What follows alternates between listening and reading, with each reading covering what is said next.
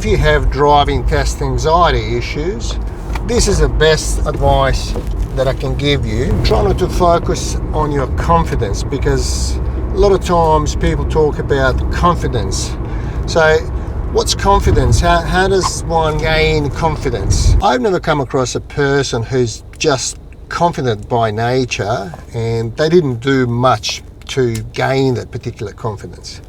So it simply doesn't happen. So I always say to people, your competence will increase your confidence. There's no other way. The level of competence that you achieve will definitely increase your confidence, and that is the only one way. There's nobody in any field who's just gained confidence and competence just by an accident. That just doesn't happen, you know. So you've got to work hard. You've got to consistently practice, both with your instructor and your private supervisor, your parents, partners, whoever. And also, how you practice will potentially change the outcome. So make sure you practice particulars that you're going to be doing in a driving assessment. So you can't just feel confident. If you let your enthusiasm and the way how you feel about your driving assessment, and you haven't got enough experience and obviously knowledge on particulars that you're going to be doing in your driving test, you are probably not going to pass. If you believe that confident drivers don't have to work hard to become confident, you're wrong. I've never come across a driver who was just confident, who didn't work hard, who didn't practice, who didn't go through those difficult situations to be able to handle everything that's thrown at them during the test.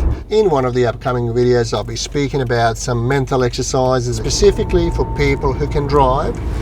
So you can't learn how to drive overnight. So obviously you would have to have enough practice in order to achieve that. When it comes to consistency, it is very important that you consistently practice, not only once a week, particularly days leading to the driving test. Imagine if you're playing an instrument, and if you just practice once a week versus playing every single day. So that would be a significant amount of difference how well you play that instrument. And imagine if you're about to step on the stage in front of the audience and you haven't practiced.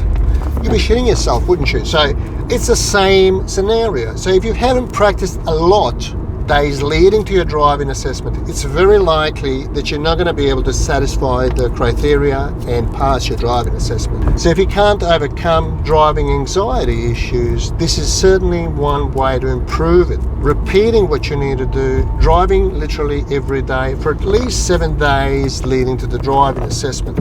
That's going to put you in a much better position to pass your assessment, because if your test is tomorrow and your practice lasts about a week ago, it's not going to be good. It's very natural that you feel anxious about it. So please practice as much as possible. If you can practice 6 hours a day, that's fine. I've never come across somebody who's overdone it and didn't pass their test because they drove too much. Once again, please remember that your competence will increase your driving confidence. There's no question about it. I've seen it literally thousands of times. Thank you for watching, and we'll see you in the next video.